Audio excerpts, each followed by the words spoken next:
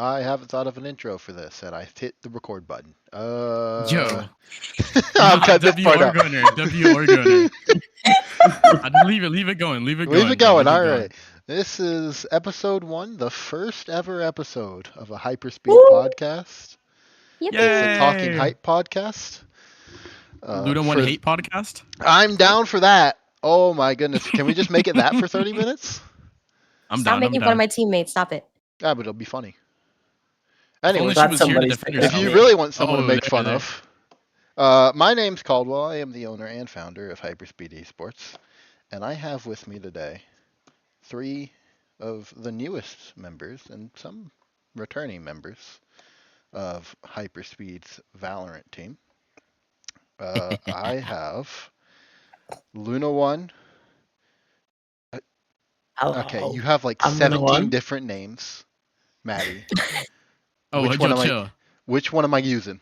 You got like you change Madizerra, bro. All right, we'll do Madizerra.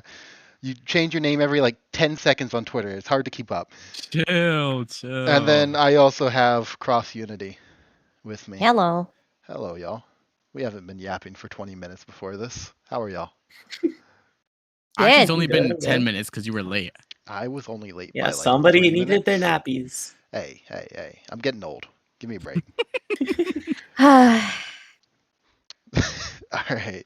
So let's start this before I start getting made fun of for being old even more. And let's start by, I think, the longest wait we've had for someone coming back into a starting roster at HyperSpeed. Luna 1, I think the last game off the top of my head you played at HyperSpeed on a starting roster that you didn't On a starting roster. Roster that you didn't like necessarily come into the roster sub in and somehow make it to the starting roster, which we'll get to later. March 2nd, 2025. I'm not going to say which game that was because that's bad memories. Yeah. Is this including Nightshade X Hyperspeed? No. That was starting roster. Starting roster. Oh. Yep. Okay, but you were like later on in NXH. No, still listed as a sub. Oh, that's weird. So I'm just going to say it's 8 months. It's 8 months since you've been here. 8 months and 2 days. You're back at a starting roster. You've obviously been here a couple times. Like I mean, 6 or 7. Yeah. Okay. I'm just not going to entertain that joke. What's it feel to be back at the org for the 100th time? Feels good. Definitely feels good. Obviously, I've been here a few times, but being on the starting roster again, and especially with these people, I feel very confident, and I'm excited to make 2026 a great year. Holy PR response, bro. The first person. Let's eat him up! The first person who's ever been PR trained at HyperSpeed. It's a miracle. That's what I'm saying. I'm ready to pull his else's, bro. Oh boy. This is Meta Shift Part 2. Anyways. We're already mentioning medicine. We're halfway in. First 3.5 minutes in. This podcast is gonna go great. The second ever HyperSpeed white player to be on a podcast. That's crazy. This is gonna go so great. Anyways, I want to turn from your HyperSpeed time, which was early 2025, to the rest of the time, because HyperSpeed fans maybe didn't watch the rest of your year play out. You went from HyperSpeed White after Open Qualifier number 2. You went to play for Prosperity and Swiss Stage, subbed in for them a little bit. And then I think what you spent more time under, and what you're probably, obviously it's a little bit more fresh on the mind, your YDZ Black run into Swiss Stage, into that with Rover, who isn't here with us today, but is also a new member of the Paladins team. How would you look at 2025 and say, all right, did I do good? Did I meet the standard? And how does my 2025 set up for your 2026? So like going into the start of the year on HyperSpeed White, that was obviously a team I built on my own. Because it started out, it was just me and Elf on a Shelf saying, hey, let's build. And we wound up getting a set 5, picked up by HyperSpeed. And then after that team kind of blew up, as GC teams do. Every 2 seconds. I got an offer to sub for Prosperity, which was a Swiss stage team, and I was very excited to work there. They brought me in as an IGL breach player, which wasn't the most comfortable on, but it was pretty good. We made a deep run. And then after that, I believe, it doesn't show on VLR, but I believe I was on Nightshade X HyperSpeed after that. For a couple games. As a sub. 10x. For 10x League, which we made top 4 in. Yes, let's go. Went undefeated in our Swiss stage. And then with YDZ Black, I kind of got added on as like an additional part, which I definitely felt pretty comfortable there. Showed up getting us to Swiss stage with all of my wonderful teammates, including Rover. And then I kind of feel like I underperformed in Swiss stage a lot, which I definitely have learned from it and feel like I'm ready to move on and actually frag out. But what didn't happen on YDZ, Hug team with the Madizerra Gumi, Shampoo's Cats, where we got second place in an ACAD. That was pretty heckin' cool. I just came in, bro, like last second. And that's pretty much my 2025 wrapped up. Pretty deep Swiss stage run, only losing to main event teams. So that was pretty cool. I'm pretty proud of my accomplishments this year, but I feel like there's still something missing. And I think it's not over until I win. Type shit. I heard your hands rubbed together when you said that shit, by the way. And I'm not there yet. So let's get the win this year. That is that's what I like to hear, and definitely not paid to hear. Okay. So we go from what I think is what you've just proven to be the most PR trained player at HyperSpeed to what I think is the least PR trained player at HyperSpeed, Madizerra. Whoa. Yo. Not wrong. What just happened? So, Maddie, you've got about 17 different names as we already established, and I'm struggling because it's all my notes have like 14 of them. But we'll talk about your time at, and I'm going to put it in quotations, HyperSpeed, because it was a different time. It was a different period. I say that like I'm like an emo kid in the 2010s. It's not a phase, Mom. A phase, Mom. But you spent obviously a little bit of time at let's call it a HyperSpeed adjacent organization.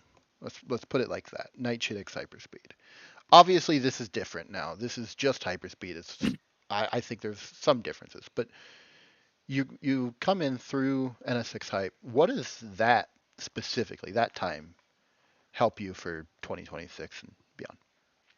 Okay, so I'm pretty new to competing. I've only been playing the game for 2 years, and I've been competing for 1. So going into NXH, like that team was really my first ever experience on like an actually like good organized team. Because previously I was diamond playing in an academy team, and then I ranked up. I was looking for trials and stuff, and I noticed a trial with NXH. So I did that. It definitely helped me learn a lot about like team play and like playing together and stuff, and it helped me like sort of like solidify myself. And it's like my first time meeting like people from the GC scene, so that really helps. That's when also my first time like playing duelist on an actual team.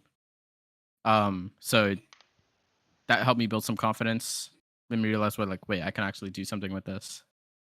Even after Nightshade X HyperSpeed, it helped me like I learned a lot of the things I know from that team, so it helped me do well in my next teams, like in Celestrix where I made top 12 OQ4. I've been through like many phases after that. Like I IGL'd for a bit. I played every role under the sun, and now I'm back in a HyperSpeed team, and I'm pretty confident. I feel like I'm in form. I'm in like the best form I've been since even Nightshade X HyperSpeed. That is good to hear, especially for me because would like everyone to be in good form, except for Luna 1. Luna 1 can blow up. This is true. But you Minty, mentioned defend that me. you mentioned No, I that was coughing. I wasn't laughing.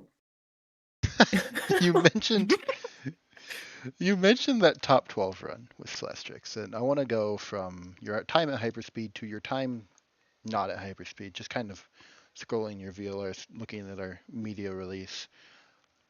Played some time with Exalved, played some time with obviously with Celestrix, we already talked about that. Had a long run in Radiant ACAD with Shampoo's Cats. Obviously not as much experience as the other two players, and we already discussed that, but like a little bit of getting ready for this year, if you will. Your first full year coming up. Are you excited? Are you ready for it? Said, what's the bar? I'm like the newest player, like at least like with experience on the whole team. So it's like I don't want to have that like high expectations of myself, but I kind of do because it's like I kind of see myself with like a lot of potential.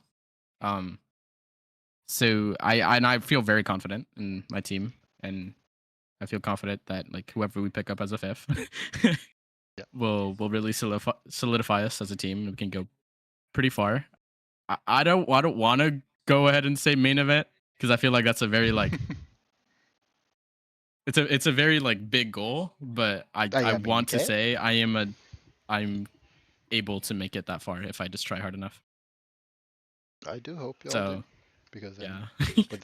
because then that means that we broke the close qualifiers curse.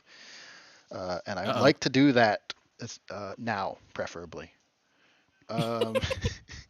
So we go from the HyperSpeed's life player. depends on it. It kind of does. We go from the player. And I don't mean to like put a damper on it with that comment, but it kind of does. We go from the player with the least experience, I think.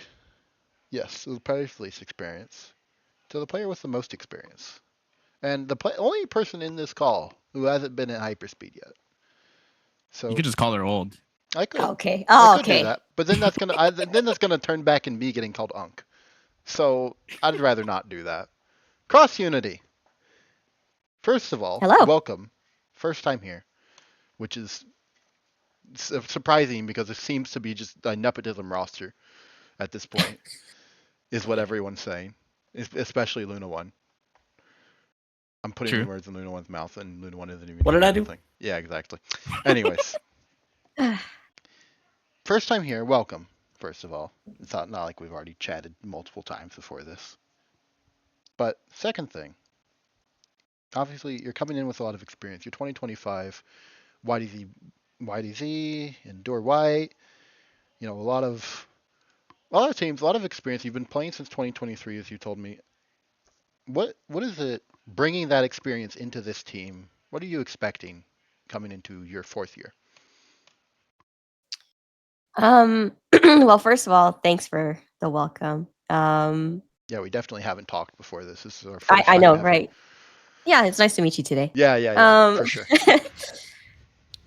when it comes to the experience, I think since now that we've decided that, we settled with me being the IGL, I feel like the experience is not so much about the game itself. I know that sounds kind of weird to say, but I really think the experience helps more of just a mindset kind of perspective and setting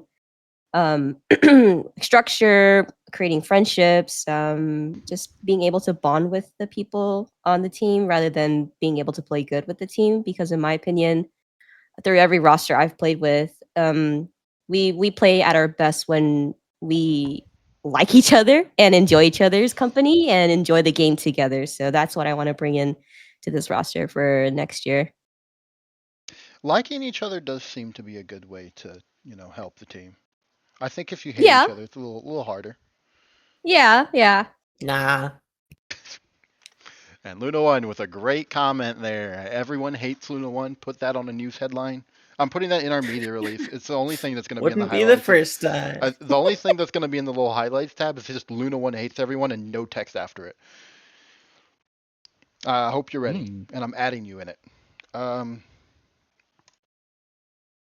Obviously, you spoke about the IGL position. I don't know. We haven't discussed it. How if you've IGL'd before, if you've IGL'd prior. Yeah, Uh, so on most of the rosters I was on before, I was IGL. Um, for majority of the times I was on whichever team I was on. I've had some on and off moments, really. I'm sure for those of you listening that are IGLs, it can be very mentally exhausting and taxing. So every once in a while, I took a break here and there and let someone else kind of take over, maybe learn, gain some experience by becoming an IGL themselves. And I've seen a lot of those players become uh, pretty pretty good IGLs for their current rosters now. So I'm happy that I was able to provide that opportunity for them, but also like kind of set like myself as like a role model for them. And I kind of want to do that here too as the IGL. I mean, everyone on the team is awesome. I'm not saying that they have to follow my lead, but you know, I would love to be someone that they can look up to in the game and outside the game. good to hear. Good to hear. W All right. Auntie. This is more. We're gonna open up before. We're gonna stop going individual here. Y'all are at hyperspeed now. This is a new team. Yes. Obviously, some of you have played before, some of you have played, but new season, brand new. Let's say just fresh start, right? Your slate is clean. You're 0-0 heading into the new year, and you have a couple tournaments coming up just to get warmed up. But when that first kickoff tournament arrives, what are y'all feeling? What's the ceiling? What's the floor? Ooh. Okay. So, with how things are going right now, currently as a team, I think we can all pretty much agree that our floor is at a pretty good level.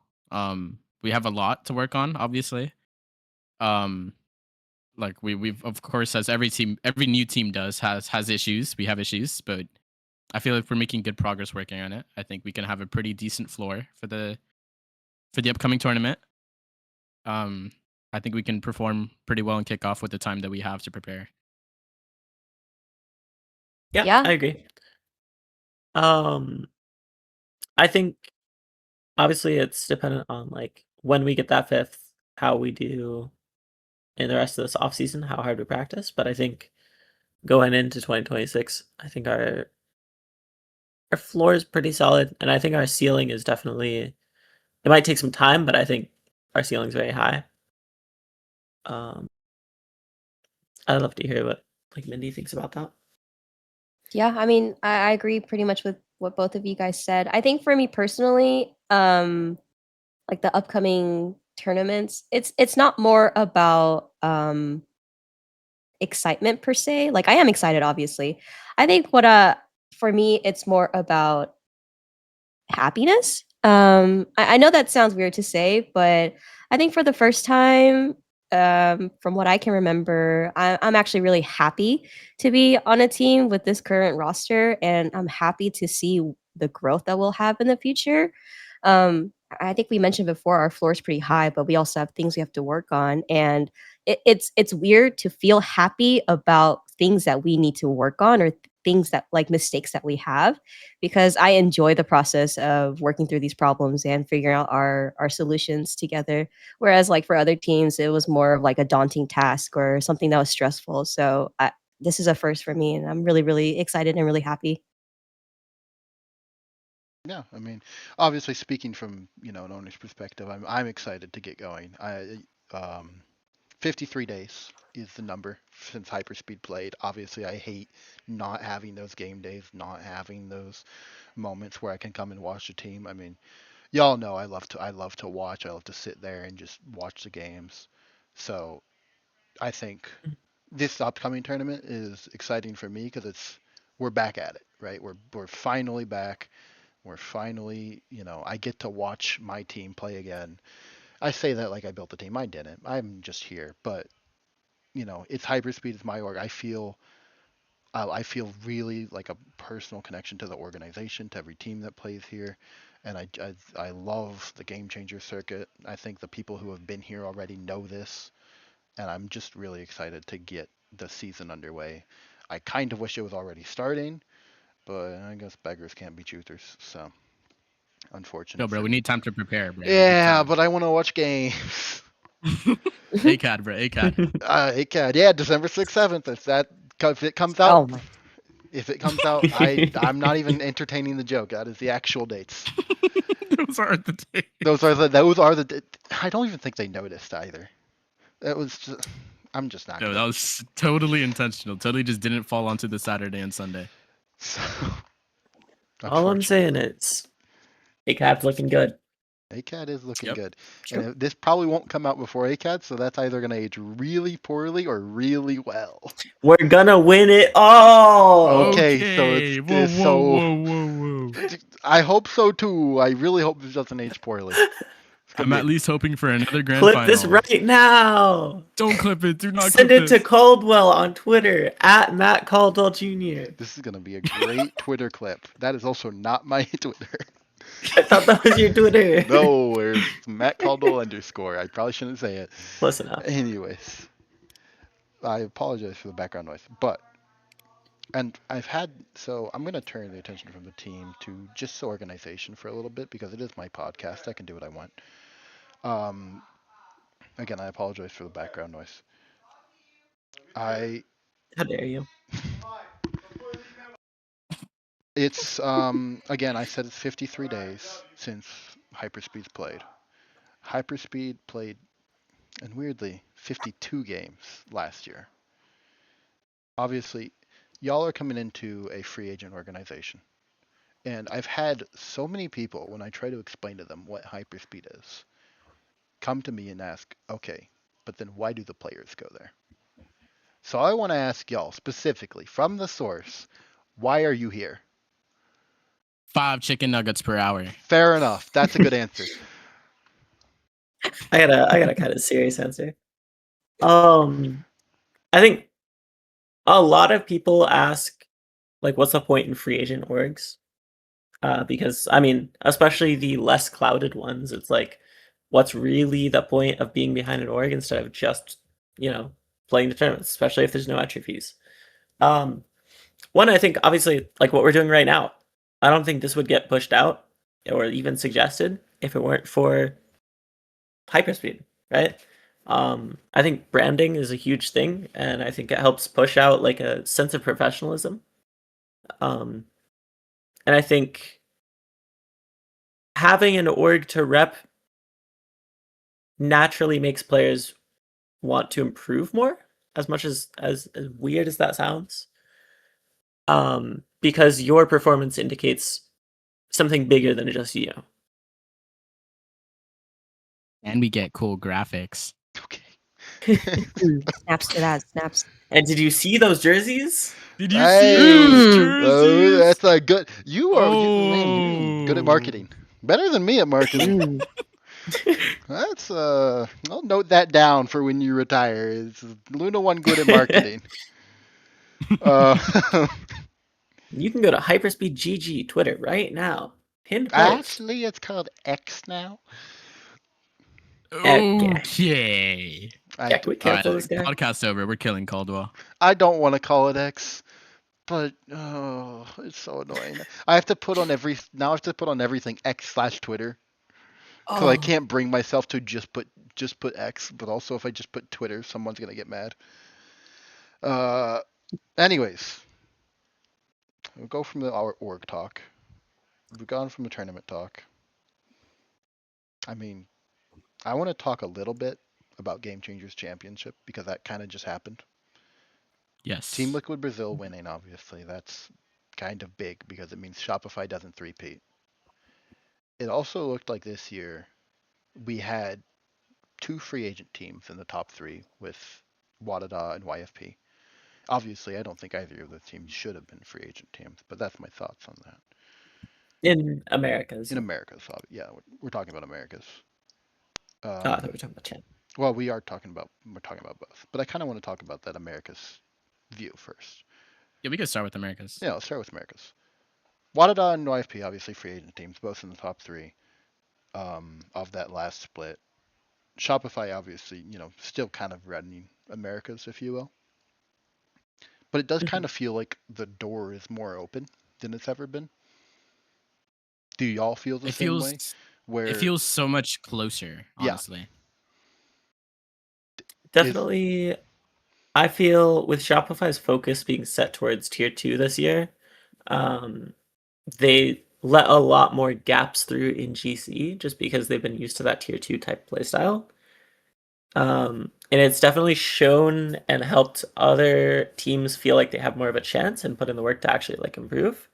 And it's definitely shown that Shopify can bleed, which feels good. It feels like it's possible, like the team that everybody looks to beat in this region. Yeah, it just feels plausible to take that down. Yeah, I think I agree. I think it's definitely more plausible than it was when I started doing this. And looking at the free agent teams making it so high, and then also looking at signed teams, like more signed teams is also good for, scene health, if you will. I mean, we got 100 Thieves this year, which is absurd. Yeah. Like the only tier 1 team to have picked up an NAGC team since I started competing, at least. And I mean, YFP almost taking down Shopify in those upper finals, only having a 2-round differential, just choking like a 10-4 lead on map 2. So, turning from Americas, talk a little bit about champs. Obviously, I don't think HyperSpeed was there this year. Unfortunately, we just missed out. Are you sure? Yeah, we just missed out. I thought we were there. Yeah, it was crazy. We just missed out by like 100 spots. Anyways, we obviously Shopify. We just talked about the door is a little bit more open. It feels like it's a little more plausible to beat them. Someone did beat them. First time in 2 years, I think that. I mean, I think they've lost a couple games like here and there, but like someone beat them in a big event. Shopify losing to Team Liquid Brazil in a what was a banger best of 5, might I add. Vamos Brazil. But then also something I noted and was kind of interesting. MIBR getting top 3 after being in an LCQ. Beating like teams like G2, Crew, like good teams, really good teams. The big question. Yeah. Does Americas and Brazil deserve another slot? Yes. Oh my God. Yes. Like, okay. Here's the thing, right? EMEA getting 3 slots is kind of crazy. I feel like it should be like equal for all the regions. No matter like the funding in it or whatever. Like I think Brazil has genuinely, on average, the best GC teams. So the fact that MIBR literally had to get out of LCQ and then make top 3 just proves that there should definitely be more slots available. And it would also make it more plausible for orgs to invest in those regions. So they have there's okay, wait, we can invest in this scene because there's actually a chance to go to an international and we get money from that. So I think it'll definitely be a good thing if there was more slots to open up in NA and Brazil. Yeah. I think it is a complicated topic because obviously EMEA have 3 slots and yet didn't have a single team to make it into the top 4. But I know a lot of people tend to lump Americas together.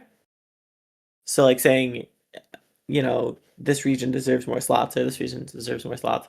But we did have 4 Americas teams in champs. But I do know that it doesn't necessarily make sense to lump them into Americas if we're playing in 3 different circuits. We're not competing against each other for slots, so it doesn't really make sense that only one Brazilian team is guaranteed to go to champs. Only one American, United States, NA, whatever team is guaranteed to go to champs. Only one LATAM team is guaranteed to go to champs. I think the easiest solution is 16 teams. I agree. Yes, bro. Oh my god. I agree. 16 Low-key, teams though? of champs. Give maybe Brazil 2 slots. America's LCQ should still be a thing, I feel like. And I think EMEA should just stay with 3 slots. True. Also, very like, if I'm not wrong, Crew Blaze made top 4, Yes. which is kind of like insane because usually the stereotype is that Latam teams like usually don't perform well internationally, at least. Mhm. But the fact that I just want to point that out, like, Yeah. they have the potential to make those big placements. Right, yeah. I think the Crew team looked really good this year. Like, that team just looked insane. Especially with like on the back of Dodds. That's a crazy duelist player. Definitely go check them out. Yeah. And So- something to note, sorry. Shopify, the team they said they were the most scared of was in fact Crew. And like shutting down Dodds and whatnot was a big concern for Mel.